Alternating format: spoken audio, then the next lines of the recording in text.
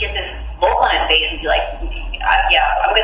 if this goes through and I can do this, I'm going to keep her skull as a trophy.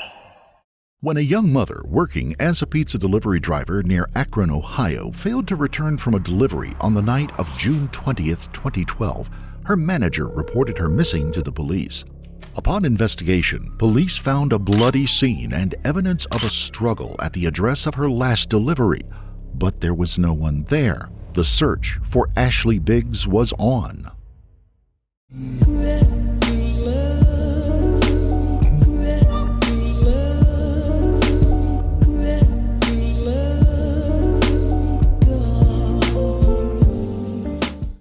Before we begin, we would like to extend our deepest sympathies to the family and loved ones of Ashley Biggs.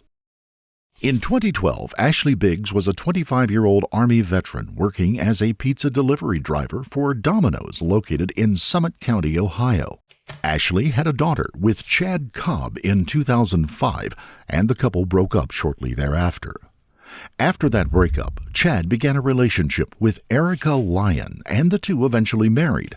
The couple had 2 children together. Erica also had another child, the same age as Ashley's daughter, from a previous relationship. Chad retained custody of their daughter until Ashley regained temporary custody in 2011. On October the 5th of that year, having not seen her daughter for some years, Ashley Biggs, along with her then romantic partner, Brittany Dunson, picked up Ashley and Chad's daughter from school with a temporary custody order in hand. Ashley had provided no notice of the custody change to Chad, and Chad showed up at his daughter's school to pick her up that day, as he had done several times before, only to find that she was already gone. When Chad arrived at the school, the police were on the scene explaining the situation to the school's principal. Chad immediately hired an attorney seeking custody of his daughter back. Chad did not see his daughter for approximately 3 months after that date, despite her being in Chad's care for the vast majority of her life. Months of custody hearings and court dates ensued regarding their daughter's custody and care. Chad eventually received visitation with his daughter.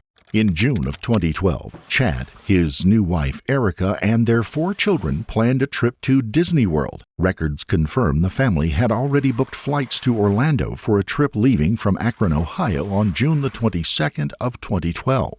Cindy Cobb, Chad's mother, eventually testified in court that she thought Chad and Ashley could have gotten along and worked something out concerning their daughter's care if it weren't for Chad's wife and Ashley's partner, who she believed added fuel to the fire and made the custody battle more contentious than necessary. Brittany, Ashley's romantic interest, even testified at the same trial that she had read emails from Chad's wife Erica to Ashley, threatening to rip her head off and kill her. Both Chad and Ashley alleged the other was abusing their daughter. Chad argued at a custody hearing that his daughter would come home with temporary tattoos near her genitals and other markings signaling abuse. During counseling, Chad and Ashley's daughter described the mental and emotional abuse Chad's wife Erica had put her through, some of which Chad was not aware of until much later. Much of the audio you will hear in this case has not been released before. She did some things to Grace too, which nobody saw. Right. I did see it, and yeah, she's cruel to Grace. Right. That's what I've heard from you guys. Yeah, it's like with Ashley and Brittany, she was always like, "Oh, protect your family, save this, and you can't continue doing this." And it's like I kept looking out. You know, there were so many things that were happening to Grace out here, and I had somebody right next to me that was harming her just as bad, or if not worse. Mm-hmm. And that was kept for, I had no idea. I used to work a lot. I was really never home, and it wasn't like I was out gallivanting doing something wrong. I had a small company, and it required me to be away from home a lot. So sometimes I would be like from 6 in the morning till, sometimes like 2 in the morning. You know, and I'd come home and I wouldn't have any idea. Erica would be all sunshine and rainbows, and I would have no idea like what was happening to Grace. Like I couldn't even see what happened to her, like in her eyes. How high kids and Grace would look like she would be okay, but secretly inside like she was suffering. Erica would threaten the young girl about being too affectionate with her father. She told her not to hug him. Perhaps most disturbing regarding Erica's abuse of the girl, on at least one occasion, Chad's daughter told her counselor that Erica made her eat dog feces that she had mixed with yogurt. Erica claims that that's not what it was. However, she admitted to Cindy Cobb that Cindy's granddaughter thought she was eating that. They're the only things that he didn't know about at the time was the dog poop thing, which really wasn't dog poop, but nonetheless, same principle. She thought she was eating dog poop. It's neither here nor there. And it was still gross and abhorrent. That, and then when I would be like, well, just don't be up your dad's ass, but I wouldn't put it that way. I'd be like, don't up your dad so much. Don't do this, don't do that. I'll be nice for you if you don't do this X, Y, Z. Yes, if you don't hug and love on your dad or whatever.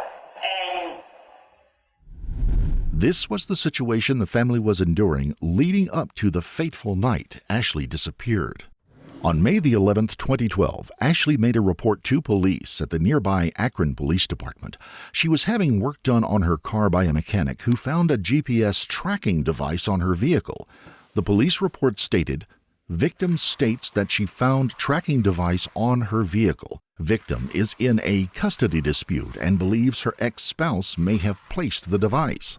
Chad and Ashley's custody battle had gotten so contentious that Ashley and her partner Brittany feared for their safety. Matt Travis, who was the manager of the Domino's Pizza where Ashley worked, called police shortly after midnight on June the 21st of 2012.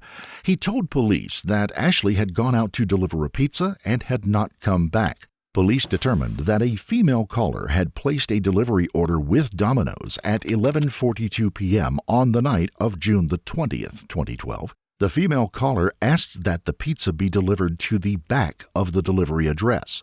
Police would later determine that that call originated from an unregistered prepaid cell phone. Approximately 9 minutes later, at 11:51 p.m., Ashley left Domino's in her 2002 gray Ford Taurus to deliver the pizza to an address on West Turkeyfoot Lake Road, a commercial building in New Franklin located in Summit County, Ohio. Ashley was never seen alive again. When the police arrived at the scene, officers found large amounts of blood and evidence of a struggle, but no Ashley. There was loose change on the ground and drops of blood near the west side of the scene. Officers followed a trail of blood behind the building and found a large amount of blood puddled on the ground. To investigators, it appeared as if someone or something had been dragged towards the rear parking lot of the building. Investigators reported that it had appeared as if someone had been loaded into a vehicle and driven away from the scene. Investigators now had a slight idea of what had happened, but there was much more to this story. Brittany told police that Ashley was fighting with Chad for custody of their daughter. She immediately pointed the finger at Chad upon finding out that Ashley was missing. Because Ashley was still missing, detectives asked if they could follow Brittany to her apartment so that she could provide them with an item such as a toothbrush or a hairbrush that only Ashley used. Meanwhile, officers located Chad Cobb's black Lincoln Navigator parked behind a garage near the back of the property of the crime scene. Police eventually learned that that property belonged to Chad's grandparents. Chad's wife Erica and 4 children were inside of the Lincoln Navigator. Officers also noticed a milk crate containing chemicals and a scrub brush directly behind the parked SUV. The police asked Erica what she was doing in the vehicle with the 4 children at that hour. She told police she didn't know what was going on, but that her husband had come home around 1 a.m. that morning. Erica told the police that Chad ordered her and the kids to get in the car in a hurried and panicked manner. Erica further told the officers she did not know where her husband was. Officers then heard something in the woods near the SUV moving around, and additional units were called in to begin checking the area. Police discovered Chad in the woods hiding from the officers. Chad and Erica were both detained by police. Detectives told Erica that they were searching for Ashley Biggs. They explained a female caller had placed an order for a pizza and Ashley had gone missing when she was out delivering it. Erica then advised that she did not wish to speak with them without an attorney present. Police then attempted to speak with Chad, who was in a police cruiser at this point. He also stated that he did not wish to speak to them without an attorney. Officers inspected Chad's appearance, and he had multiple holes and small rips in his shirt. He had blood on his shorts and his hand. His knees were dirty, and he had scratches on his body. Chad and Erica were taken to the New Franklin Police Department, where Chad was photographed at the department with the marks and injuries on his body indicative of a struggle. Later on that day, June the 21st of 2012, the Wayne County Sheriff's Department found Ashley Biggs' 2002 Ford Taurus in a cornfield in rural Wayne County, the next county beside Summit County, where the investigators found Ashley's blood and evidence of a struggle at that scene. Ashley's body was in the back seat of that car. She was bound with zip ties around her neck, legs, and ankles. Ashley's mother, Kim Biggs, helped police identify her body by telling them about the tattoos that she had. The preliminary cause of Ashley's death was strangulation, and there were multiple signs of blunt force trauma. Ultimately, the medical examiner determined Ashley's cause of death was strangulation by ligature. Police obtained a search warrant for Chad and Erica's residence and property. There, they found a taser, knife, duct tape, digital-style camo pants, belt, zip ties, a camo backpack and boots, and gloves in the backyard. Some of the items appeared to have blood on them as well. Police also matched the camo pants located at the home to the pattern of a camo coat found in Ashley's car. Additionally, duct tape and zip ties found at the home matched the duct tape and zip ties that were found with Ashley's body. Police also found tissue that appeared to have blood on it, a receipt from Verizon Wireless cell phone for a card they had purchased at Walmart showing the purchase of 2 Verizon cell phone cards on June the 18th of 2012 at Walmart in Wadsworth, Ohio. That's approximately 17 miles from the crime scene. Walmart employees advised investigators that a male and female with children made the purchase, and security footage was able to follow them to a black Lincoln Navigator. Detectives confirmed the male and female inside Walmart were Chad and Erica. Things such as the phone that you guys bought at Walmart. When you guys went out to Walmart, you guys were on security video. When I called my mother last night. She said that she spoke to you guys and she mentioned that. You guys went into the Verizon store there. It might have been the air cards. Did you buy air cards there for the cell phone? I used to have a small company, and there for a while I had, well, not a lot of guys, but I mean like 6 to 10. That was a lot for me. Right. And some of them had cell phones and some of them didn't. I had to give them cell phones. Right. So, like... Did you give them like prepaid cell phones? Oh yeah. I Yeah. mean, because to put them on your plan was Ridiculous. completely ridiculous. I mean, if I go to like Target or something like that, or Walmart or whatever, I think like getting on a prepaid cell phone had like 100 minutes when it was like $50. Right. Or something like that. So I mean, there was a time where I had a bunch of cell phones around, but it was for their employees. It wasn't. They didn't have like malicious intentions. Right. To Whatever phone that was used that night, obviously we pulled records from it. We knew it was used to call, and then obviously we looked for the phone. I remember she said she threw it out her window. Yeah. And I swear. Exactly. I don't know. Prosecutors and police assert that Chad subdued Ashley with a taser and then hit her multiple times in the face and head and then strangled her.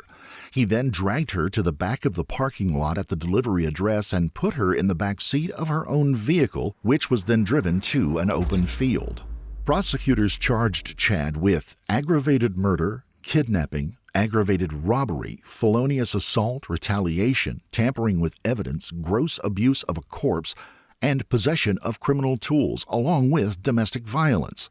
In February of 2013, Chad pled guilty in exchange for prosecutors taking the death penalty off the table. Chad is currently serving a life sentence in prison without the possibility of parole. But this wasn't the end of the story. At the time he pled guilty and was sentenced, Chad was unaware that his wife, Erica, was pregnant with another man's baby.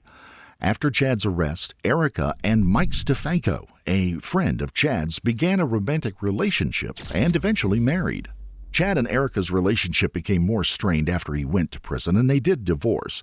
Then, on December 1st of 2017, Chad wrote detectives who had worked on his case a letter. In that letter, Chad detailed the abuse his daughter had suffered at Erica's hands, including threats to kill her and to make her eat dog feces. Chad also wrote that Erica had told him that she went and pissed on Ashley's grave.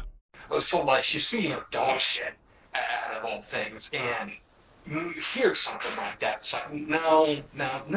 That's, You don't want to believe it. no, I mean, it's like, that ain't right, that can't be right. And it was.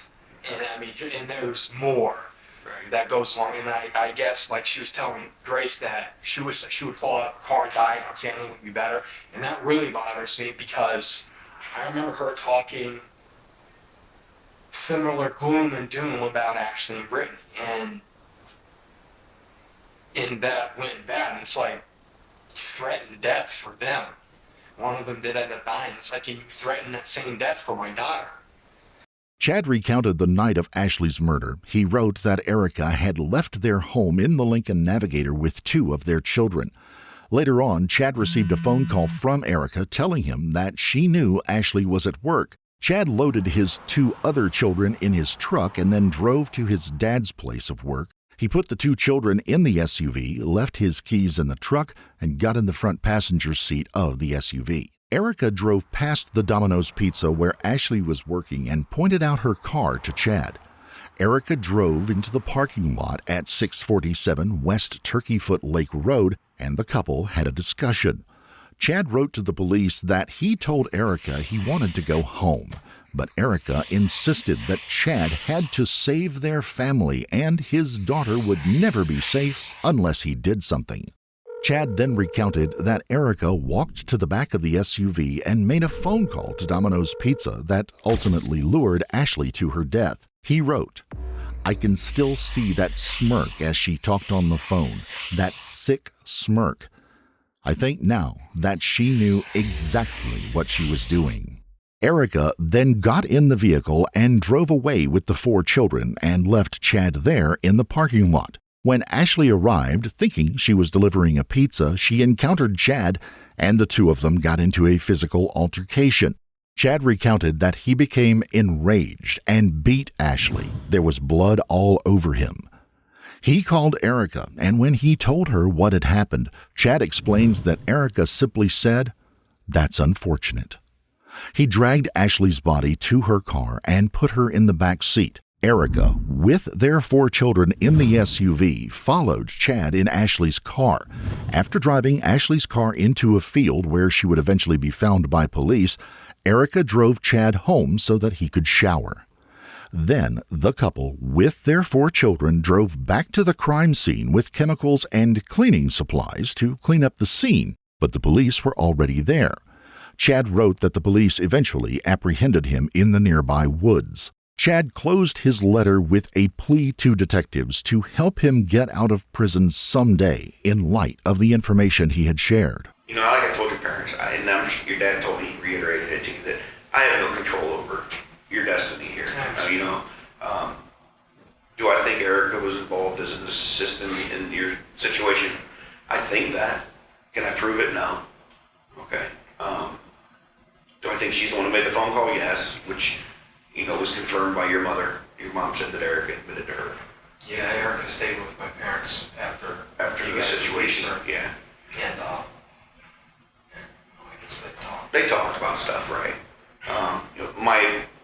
For me to be able to even approach Erica and be able to charge her with anything or even get a chance to, I need to have some kind of evidence. And evidence is going to be hard to come by 6 years later. Yeah. Detectives interviewed Chad in prison on January 25th of 2018, where Chad told a similar story to the one in his letter.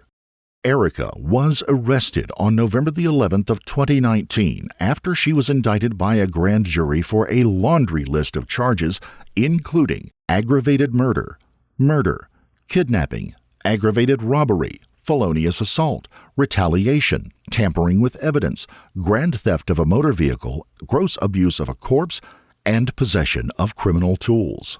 If convicted, Erica faced a life sentence with parole eligibility after 20 years and then every 5 years beyond that point, or a life sentence without the possibility of parole. Erica went on trial in November of 2020 at the height of the COVID-19 pandemic. She told the court she was innocent and that she understood what going to trial meant for her. Prosecutors argued that Ashley Biggs' murder could not have happened without Chad and Erica working, planning, and carrying it out together. Prosecutors argued that it was Erica who made the call to Domino's Pizza. She used a fake name and instructed the driver to deliver the pizza to the back door of the business. The call that placed the bogus pizza order lured Ashley to her death that night. Erica then followed Chad with their 4 children in the couple's SUV and waited for him to drive Ashley's car into a cornfield in nearby Wayne County, where Ashley was killed. Chad abandoned the car and her body in the back seat. Erica then took him home to shower the massive amounts of blood off his body.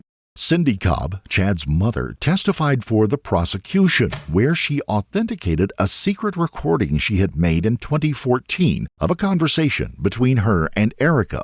Erica was worried that Chad would tell authorities about her involvement in Ashley's murder.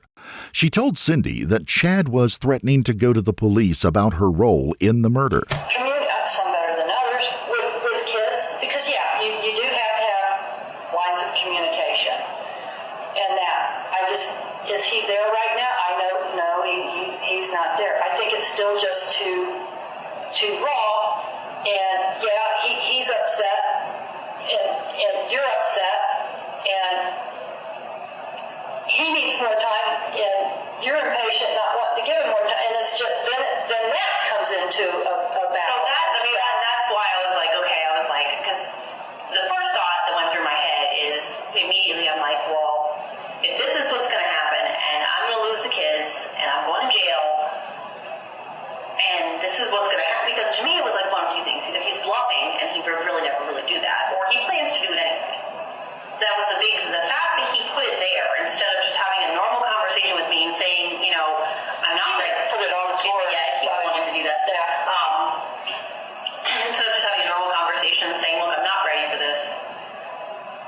I don't want to be your enemy. I want to work with you with the kids. And I can't necessarily expect him to be able to articulate that, given his state of mind. But, the way he went about it, unless his real intention is actually to throw me in prison, in which case I need to make some arrangements to figure out what's going to happen with these kids, because every single one of them is going to get adopted out, except us. Obviously, she's got some. So I don't know which one it was. But it's a legitimate argument if he can get it that far. But the point that I was trying to come here to make was just like, I don't really know what he was trying to do with that. But what he really did was he totally flipped my switch. My first thought was, well, obviously now I'm going to prison, so fuck everybody. And you guys are not seeing the kids, and he's not seeing the kids. I'm just going to spend as much time with them as I can until that happens.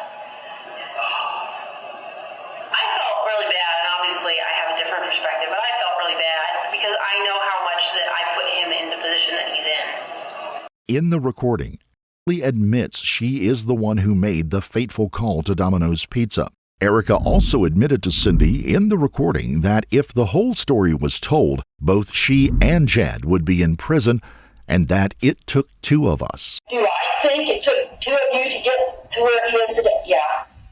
Well, I'm not disagreeing with that, but it took 2 of us. It wasn't, he's trying to put it all on me, and that's not right. And the reason that I have a problem with that, aside from just like, I always have that in the back of my head anyway. To be all honest with you, at this point in my life, I have no purpose I'm not trying to manipulate anyone, I'm not trying to bullshit anybody, I'm just want to go forward and raise the kids. At one time, you told me face to face that you made the phone call and you set the meeting up. That's what you had told me. And there's no lying. We do, because it took both of you to get where you guys are today and where he is, and it's not unreasonable to be like, well, okay, you get to go scot-free. Why does he have to now bear this burden? right. It's not that I don't understand that. It's that it was not knowing that that had to be your perspective was not a place I wanted to be. And I mean, if you knowing how we're doing this, I don't think you would have. No. Erica also told some gruesome details of the then couple's planning of Ashley's death, stating to Cindy that Chad told her that if he was able to pull this off, he would use her skull as a trophy. He came up with how to do it. He executed almost all of it. The part that he executed went totally awry. I mean, he would talk about, I couldn't really, there's no way for me to say it over the phone, and I didn't want to make a problem for him or make him angry for his appeal. But he was so, he would get this look on his face and be like, if this goes through and I can do this, I'm going to keep her skull as a trophy. And, he's like, you don't even feel bad about what happened to her? And I don't know that I responded to it, but I feel bad about what happened to everyone else because of what happened to her. No, I don't lie and tell you that I feel bad about what happened to her. No, I really don't feel bad for her. Cindy Cobb turned the digital recording over to the police in 2018 after having stored it in her gun safe for 4 years. Mary Brinkman, who was a family friend, also testified that Erica admitted she dropped Chad off at the crime scene where Ashley's murder occurred and waited for him to call her. Erica also admitted to Brinkman that she and Chad went to Chad's grandmother's home to hide out after spotting the police when they returned to the scene to clean it up. The defense argued that Chad was bitter over his divorce with Erica after she married Mike Stefanko, who was Chad's good friend and co-worker, and had to drag her down a level and try to get his prison sentence shortened. Chad testified remotely from prison for the prosecution. He testified that Ashley did not leave the parking lot of the crime scene alive, and he told the story he had written to the police 3 years earlier. Although Chad pleaded with detectives to help him lessen his prison sentence, Chad testified the prosecution made it very clear to him that nothing could be done for him in regards to his sentence in exchange for the information he gave police and prosecutors during their investigation of Erica or in exchange for his testimony. The jury convicted Erica of murder and aggravated murder. She was sentenced to life in prison with the possibility of parole after 30 years. Kim Biggs delivered a victim's impact statement at Erica's sentencing hearing. She told Erica and the court that she relives Ashley's death every single day, and she feels unspeakable pain and loss that she will never recover from. No parent should ever have to bury their child. And because of your evil doings, Erica, I had to do just that. I had to bury my baby. And her daughter will never have her mother for her wedding. No mother and daughter talks. Grace will never have her mother beside her when she has her first child.